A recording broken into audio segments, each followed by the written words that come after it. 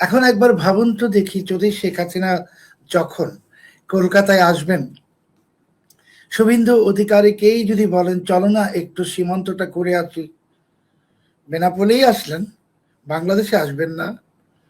শেখ হাসিনার পিছনে কোটি কোটি মানুষ থাকবে পশ্চিমবঙ্গের, এবং আপনি জানেন যে যশোরের পরে সেই অঞ্চলটাতে বেনাপোল, সেখানে গোপালগঞ্জের এবং বৃহত্তর ফরিদপুরের বহু মানুষ যারা এই দেশ থেকে পালিয়ে যেতে বাধ্য হয়েছেন, সনাতন ধর্মাবলম্বী, ওনারা সবাই তো আসবে। তো আপনি সীমান্তের এই পাশে দাঁড়িয়ে, অন্য পাশে শেখ হাসিনা, তার পিছনে কোটি কোটি মানুষ, ঢাকঢোল যদি বাজে, তো আপনি, আমি তো এখন ভাবছি, একটু ভয়ও পাচ্ছি যে আমাদের তো হাসপাতালে আইসিইউর ব্যবস্থা অনেক কম, খুবই সীমিত। তো এতগুলো লোক একদিনে যদি আইসিইউতে যেতে হয় হৃদযন্ত্রের সমস্যা নিয়ে, তাহলে কি হবে? শেখ হাসিনাকে বাংলাদেশে যারা ক্ষমতায় আছেন, ইউনূস সহ, ওরা জানে শেখ হাসিনা কি। মার্কিন যুক্তরাষ্ট্র বুঝেছে যে ওরা যে চুক্তি বা ইত্যাদি করে বাংলাদেশ থেকে যে কথিত সুবিধা আদায় করেছে, সেই সুবিধার ফসল তুলতে গেলে এদের দ্বারা হবে না। সুবিধার ফসল তুলতে হলে ওদের হাতে অপশন মাত্র দুইটা। একটা হলো মিশরের আবদেল ফাতাহ আল সিসির মতন একজন সামরিক শাসক আনা, অথবা শেখ হাসিনাকে ফেরত আনা, অথবা শেখ হাসিনার আশীর্বাদের হাত থাকবে এমন একজন সামরিক শাসক আনা। তো এই তিনটা অপশন নিয়ে এখন আমেরিকা এগোচ্ছে।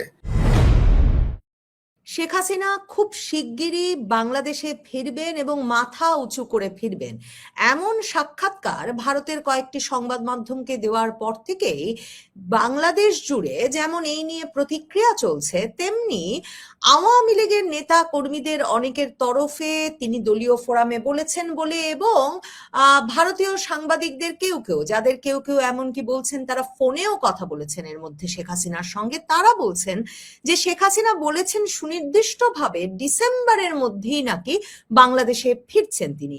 2026-এর ডিসেম্বরের মধ্যেই তিনি দেশে ফিরবেন, এটা মাথায় রেখে অনেকেই বলছেন 6 মাসের মধ্যে ফিরছেন তিনি, ডিসেম্বরে ফিরছেন তিনি।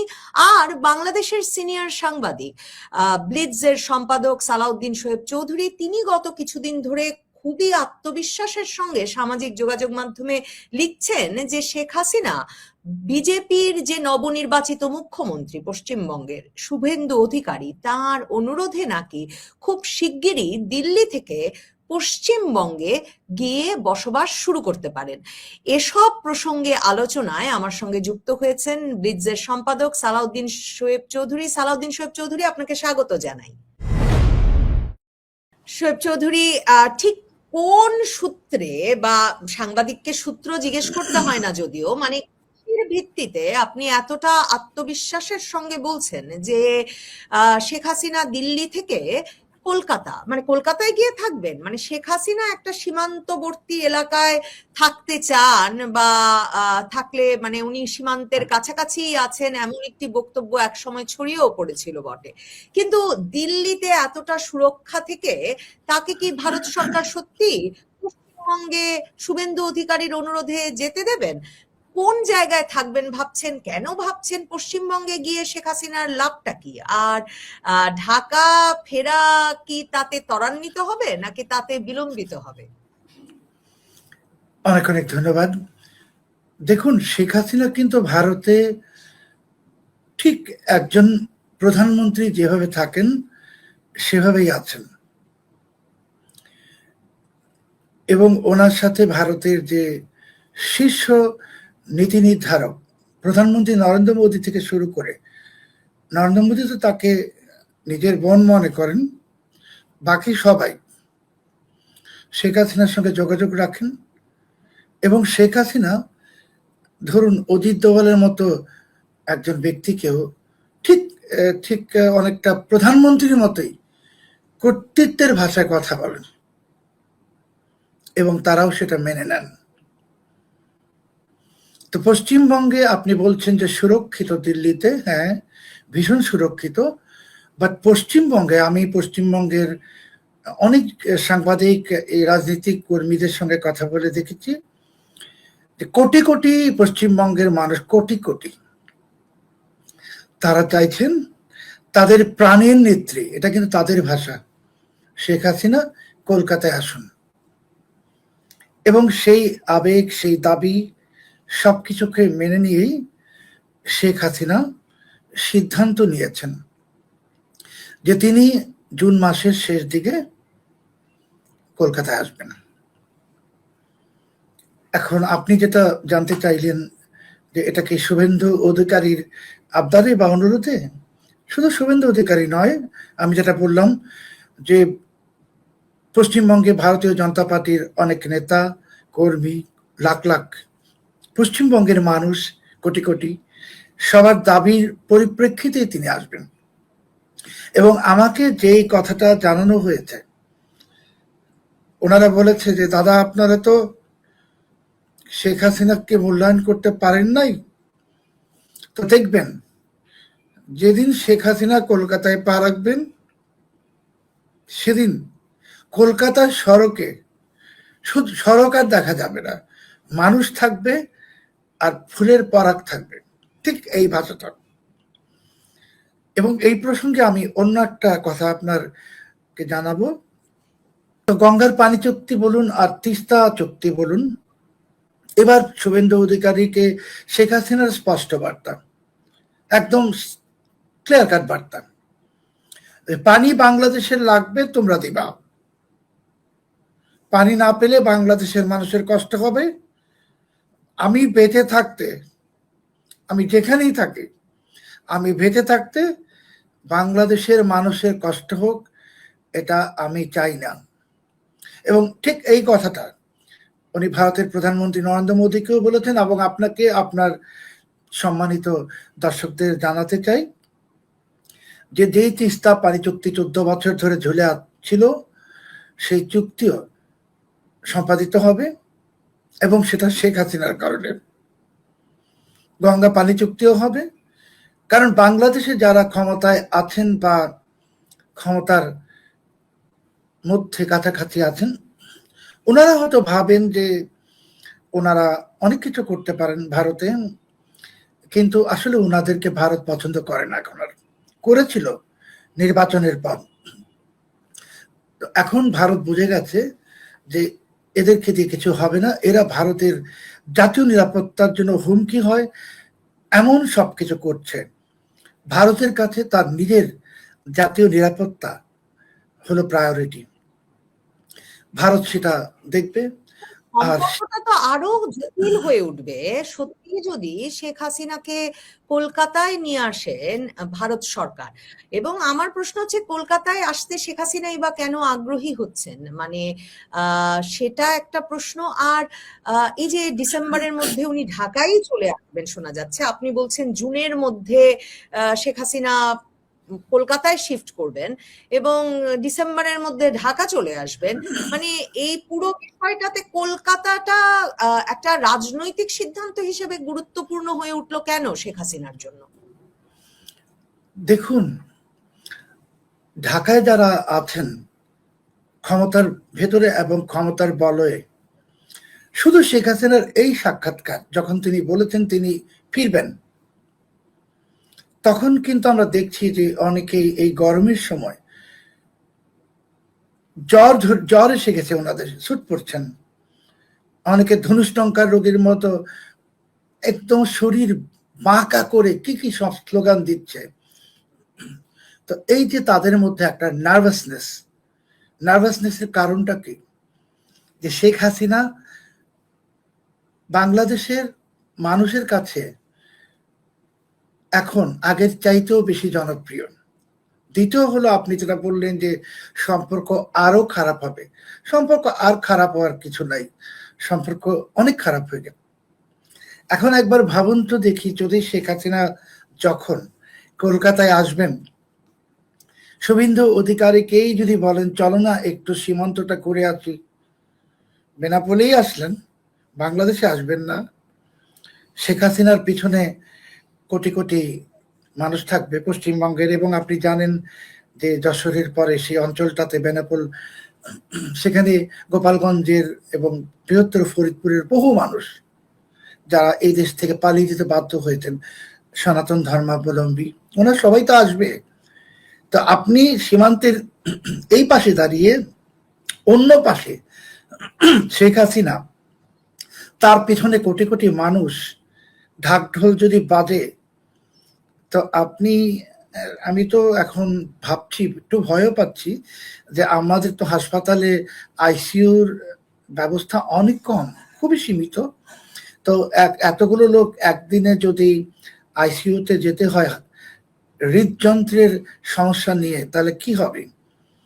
শেখ হাসিনাকে বাংলাদেশে যারা ক্ষমতায় আছেন, ইউনূস সহ, ওরা জানে শেখ হাসিনা কি।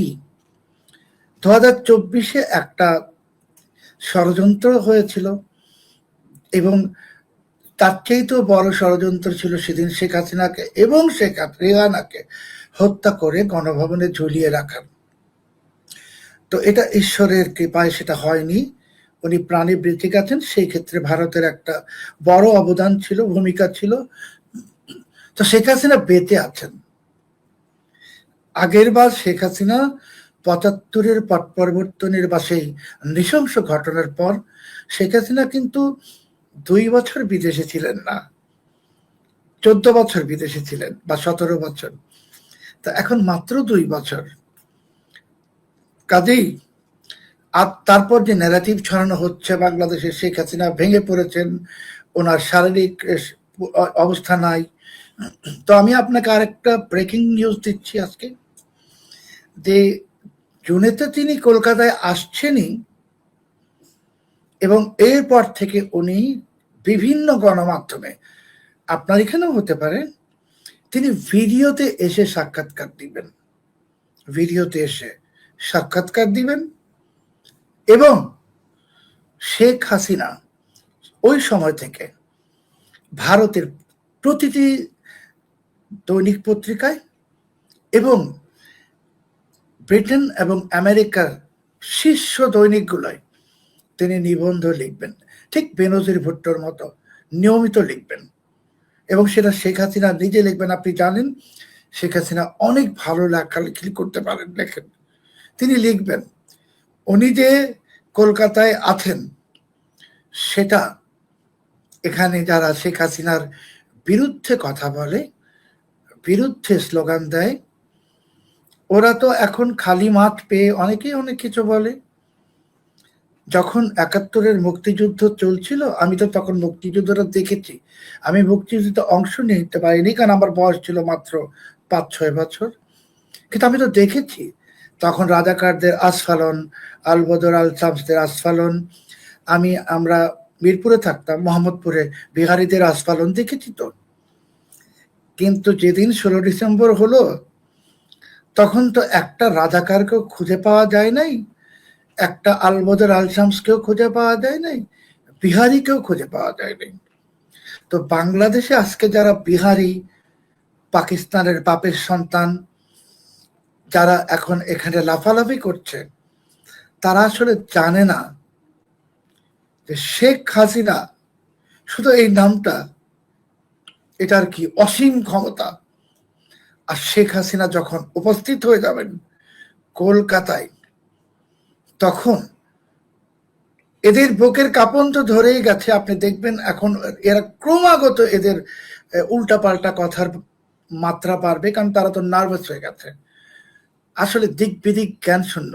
শোয়েব ভাই, একটা প্রশ্ন করি যে মানে আশা করি আপনি অন্যভাবে নেবেন না, মানে এরকম তো সাংবাদিক মহলেই এই কথাটা একরকমের প্রচলিত আছে যে আপনার সঙ্গে নানা দেশের মানে নানা স্পর্শকাতর সূত্রের অত্যন্ত উচ্চ পর্যায়ের একটা যোগাযোগ আছে। এবং তো আমার প্রশ্নটা হচ্ছে যে আপনার বিশ্লেষণ বা আপনার সূত্রগুলো কি বলে যে শেখ হাসিনা তো এর আগে আসলে বলেন নাই আমি শিগগিরই দেশে চলে আসবো। আমরা অনেক ইন্টারভিউ তার দেখেছি গত বছরের শেষে।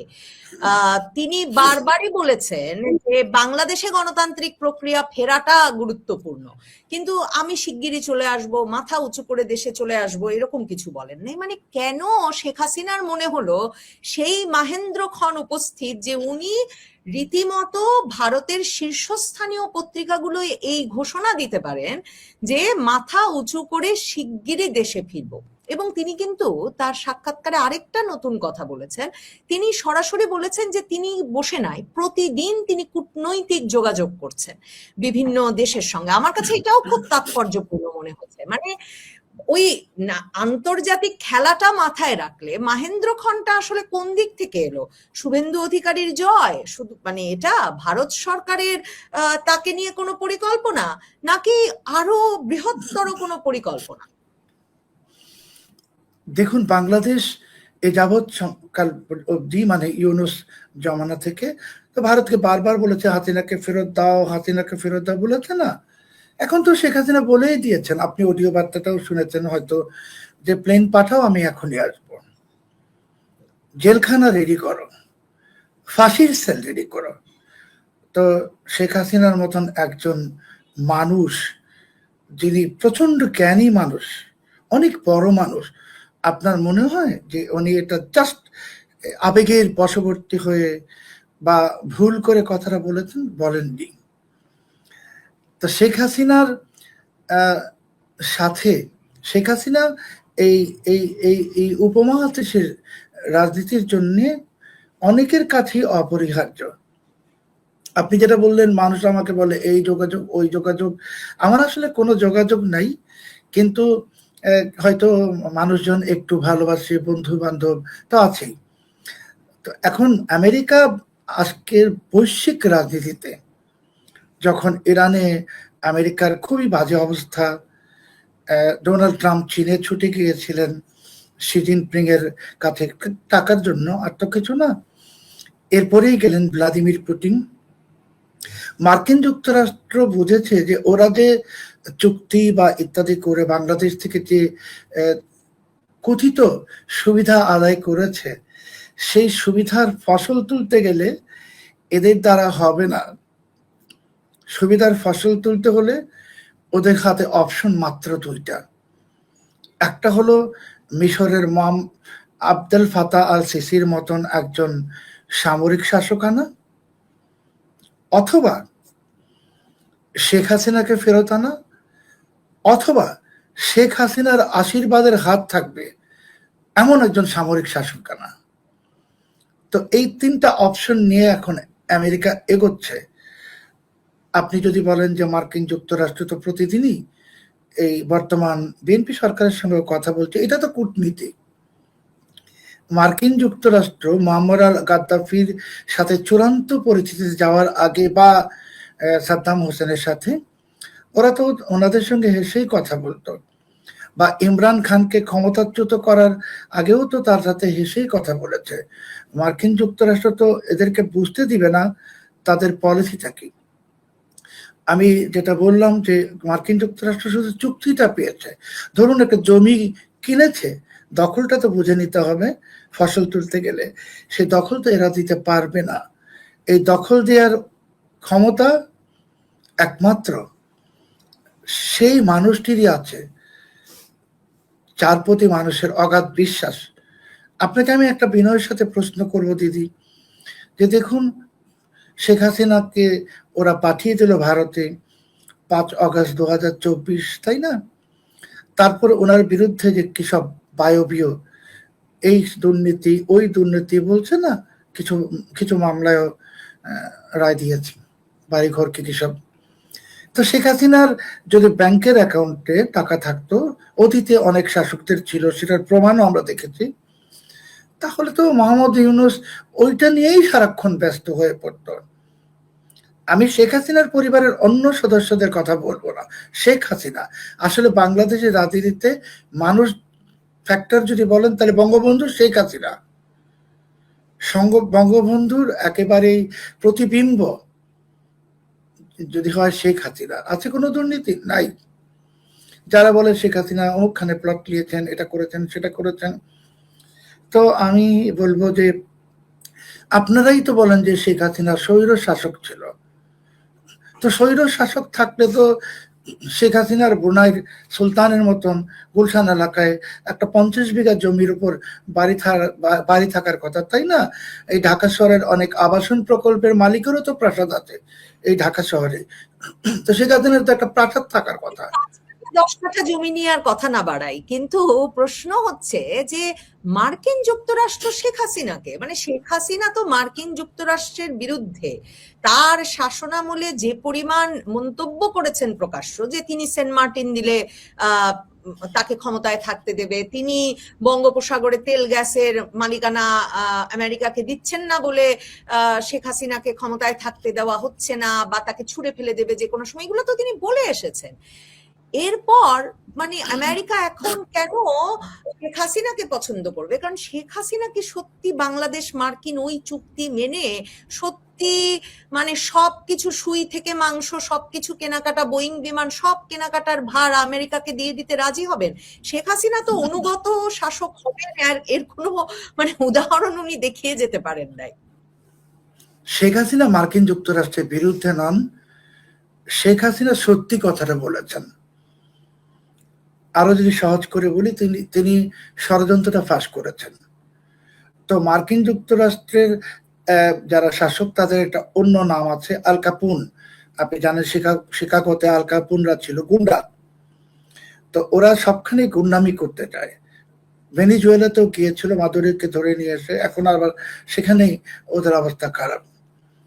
তো ওরা বুঝে গেছে যে এই পার্বত্য চট্টগ্রামের কিছু অঞ্চল নিয়ে বার্মা এবং ভারতের যে খ্রিস্টান রাষ্ট্র করার ওদের খায়েশ, এটা আসলে পূরণ হওয়ার নয়।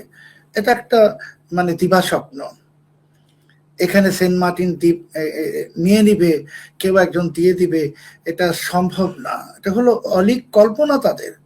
তো এখানে বাংলাদেশে আনফরচুনেটলি 2024-এ যাকে বসানো হয়েছিল সে তো একটা দুর্বৃত্ত, সে বাংলাদেশের নাগরিকও না। তো তার পক্ষে সবই সম্ভব ছিল। এরপরে যারা আসছেন, বর্তমানে যে সরকার আসছে, তাদের ভেতরেও তো বিদেশি নাগরিক প্রচুর। তো কাজেই এই বিদেশি নাগরিকরা কি করবেন, তাদের করতেই পারেন। তারা তো বাংলাদেশে থাকেনও না, মানে থাকবেনও না শেষ পর্যন্ত।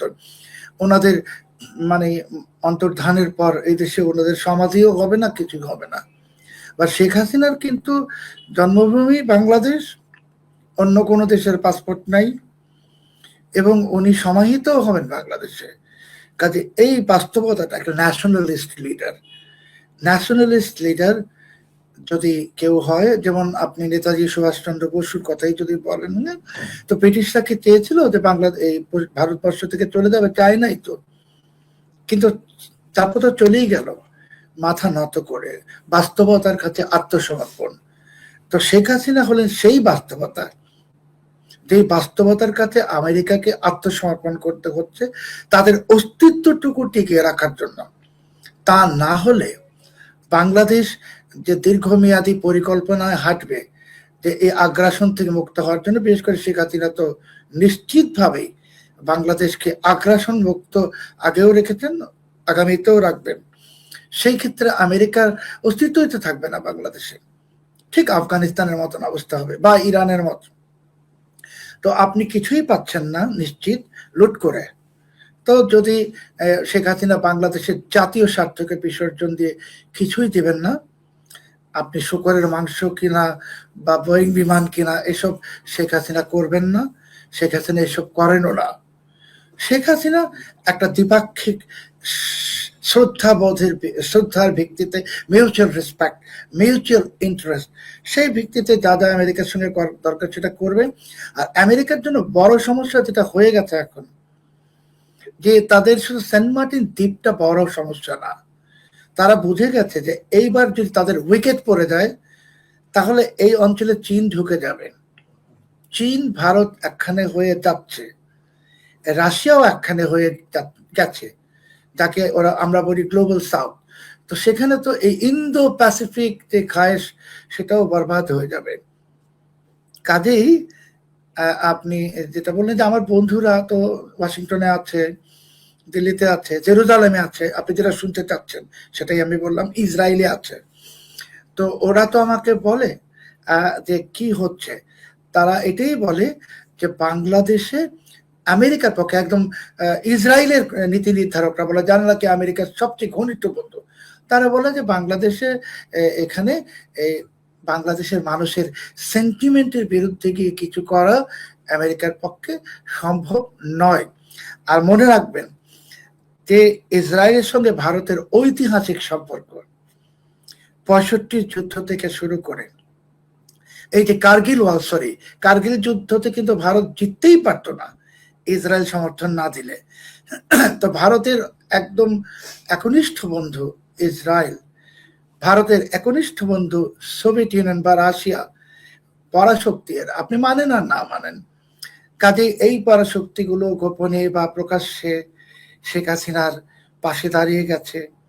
শেখ হাসিনা ফিরবেন, আপনি যেটা আমি জানতাম না, গৌতম লাহিড়ী ভারতের নয়াদিল্লি প্রেস ক্লাবের সাবেক সভাপতি, উনি কোথাও বলেছেন যে শেখ হাসিনা তাকে বলেছেন টেলিফোনে যে তিনি ডিসেম্বরের মধ্যে ফিরবেন। আপনি কবে মনে করেন শেখ হাসিনা ফিরবেন সে প্রসঙ্গে আলাপ করব আপনার সঙ্গে, কিন্তু এর মধ্যে আপনি একটা খুব ইন্টারেস্টিং তত্ত্ব দিয়েছেন, মানে একটা বিশ্লেষণ করেছেন। সেই বিশ্লেষণটা আমি মানে গতকাল আমার একটি বয়ানেও করেছি, আরব স্প্রিং কে মাথায় রেখে, মানে আমার অন্য কোনো সূত্র নাই, যে আরব স্প্রিং এর আরব বসন্তে লক্ষ্য করলে পরিষ্কার যে এমনকি নির্বাচিত সরকারকে আমেরিকার শেষ পর্যন্ত পছন্দ হয় নাই, বিপ্লবের পাল্টা বিপ্লব খুব দ্রুত ঘটিয়েছে, এবং ওই যে সিসি আপনি যে বলছেন সেনা শাসককেই তারা বেশিরভাগ দেশে পছন্দ করেছে, যখন তারা দেখেছে কট্টরপন্থীরা নির্বাচিত সরকার হওয়ার নামে আরব বসন্তের পর সরকার গঠন করেছে। তো সিসি কেন বাংলাদেশের ওয়াকারুজ্জামান হয়ে উঠতে পারবেন না? মানে নাকি আপনি ওয়াকারুজ্জামানকে ওই ক্যাটাগরিতে ফেলছেন?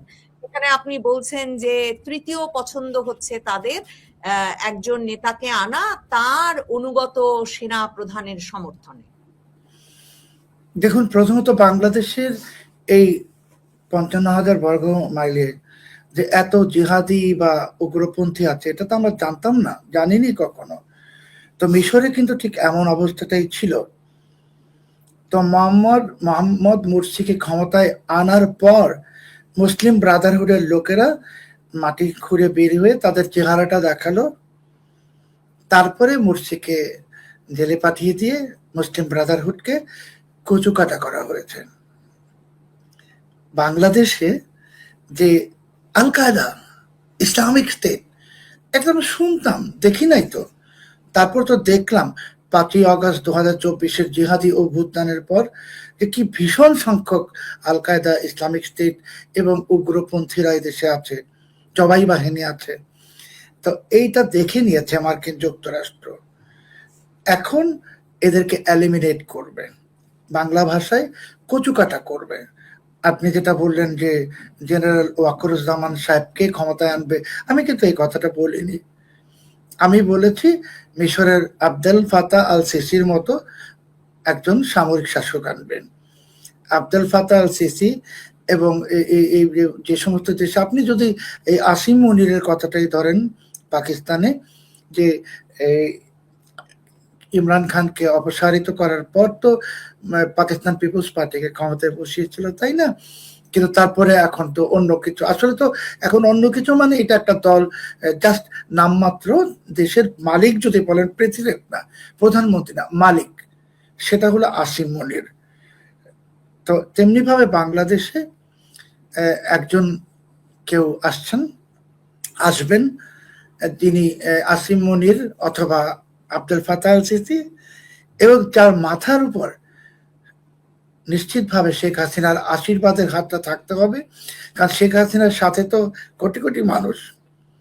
এবং এই বাংলাদেশে এই মার্কিন যুক্তরাষ্ট্র, আপনি দেখবেন, আমি দায়িত্ব নিয়ে আজ বলছি যে এরা এই দেশে ওই লোকদের বিরুদ্ধে অভিযান শুরু করবে যারা আজ অব্দি ভাবছে আমেরিকা তাদের বন্ধু। আমেরিকা কখনো উগ্রপন্থী, কট্টরপন্থী, জিহাদি এদের বন্ধু নয়। এটা একটা স্ট্র্যাটেজিক পলিসি ছিল আমেরিকান, যে ইউনূসের মতন একজন মার্সিনারি তাকে দিয়ে একটা রেজিম চেঞ্জ ঘটানো, যেটা ঘটিয়েছে। ওরা জানতো শেখ হাসিনা ক্ষমতায় থাকলে এদেশে যে উগ্রবাদ এবং জঙ্গিবাদের বিস্তার হচ্ছে, বিস্তার হাসিনার সময় হচ্ছিল, কিন্তু সেটা আন্ডারগ্রাউন্ড, এটা আর দেখা যাবে না। এক সময় বাংলাদেশ খুব ভয়ঙ্কর অবস্থায় চলে আসবে। তো সেই এক্সপেরিমেন্ট ওয়াজ সাকসেসফুল। যারা ভাবেন যে শেখ হাসিনাকে সরিয়েছে আমেরিকা গণতন্ত্র আনার জন্য, আমেরিকা পৃথিবীর কোথাও গণতন্ত্র আনে না। আমেরিকাতেও গণতন্ত্র নাই। আমেরিকাতে মানুষ ভোট দিয়ে প্রেসিডেন্ট বানায় না, প্রেসিডেন্ট বানায় পেন্টাগন। তো বাংলাদেশে এখনো যারা ভাবেন যে মার্কিন অ্যাম্বাসেডর ব্র্যান্ট ক্রিস্টেনসেন যখন 60 পিস রিক্সা চালান রাস্তায়, আপনারা বা অনেকেই বা আমরা ভাবি আহ কি সুন্দর 50টা আমেরিকান ফ্ল্যাগ ঘুরছে আমার রাস্তায়। কিন্তু আমেরিকা তো আমাদেরকে ভিসা দেয় না, তাই না? ভিসা কি হাসিনার সময় বন্ধ হয়েছিল? হয় নাই। তো এই রিক্সাটা আসলে একটা সিম্বলিক, মানে যারা ব্র্যান্ট ক্রিস্টেনসেনকে বা ডোনাল্ড ট্রাম্পকে ভেবেছিল যে একদম আমাদের রক্ষাদাতা, আমাদের উদ্ধারকর্তা, বুঝিয়ে দিল তোমরা যারা ভাবো তোমাদের লেভেলটা হলো রিক্সাওয়ালার জায়গায়, ওখানে তোমাদেরকে নামিয়ে দিলাম। ওটা ওদের জন্য যারা এখন লাফায়। শেষ প্রশ্ন আপনাকে, আপনার বিশ্লেষণ, আপনার সূত্র কি বলে? শেখ হাসিনা আসলে কি সত্যি ডিসেম্বর 2026-এর মধ্যে বাংলাদেশে ফিরতে পারবেন? পরিস্থিতিটা কি এত দ্রুতই বদলাবে বাংলাদেশে? শেখ হাসিনা বাংলাদেশে চলতি বছর 2026-এর ডিসেম্বরের মধ্যেই ফিরবেন। আমি কিন্তু বলবো না ডিসেম্বরে ফিরবেন, উনি ডিসেম্বরের মধ্যেই ফিরবেন। সেই মধ্যেইটা কবে আমি জানি না, কেউই জানে না, সেটা একমাত্র শেখ হাসিনা জানেন। তবে জুন মাসে তিনি কলকাতায় চলে আসবেন, এটা নিশ্চিত। আসার পর পরিস্থিতি, আবহ সবই পরিবর্তিত হয়ে যাবে। আর বাংলাদেশে বর্তমানে যেই পরিস্থিতিটা চলছে, আপনিও জানেন, আমরা সবাই জানি, হামে 1000-এর বেশি শিশু মারা গেছে, 70,000-এর মতো শিশুর জীবন সংখ্যায়। এটা নিয়ে কারো কোনো মাথা ব্যথা নেই। এটার জন্য যে দায়ী, ইউনিসেফও বলেছে ইউনুস দায়ী, কিন্তু সবাই যেন ব্যস্ত ইউনুসকে বাঁচাতে, সবাই বলতে রাষ্ট্রযন্ত্র। এবং দুঃখজনক আরেকটি ঘটনা, যে শিশু ধর্ষণের ঘটনা প্রতিদিন ঘটছে। প্রতিদিন নালা খন্দ এবং নদীতে ভাসমান মৃতদেহ পাওয়া যাচ্ছে 5টা-6টা করে। তো এগুলো তো কোনো ভালো আলামত না। এই সমস্ত আলামত থেকে, এই সমস্ত নিশ্চিত ধ্বংস থেকে বাংলাদেশকে রক্ষা করতে শেখ হাসিনা ডিসেম্বরের মধ্যেই ফিরবেন। কবে ফিরবেন সেটা তিনি জানেন, আর কেউ জানে না। অসংখ্য ধন্যবাদ সালাউদ্দিন সাহেব।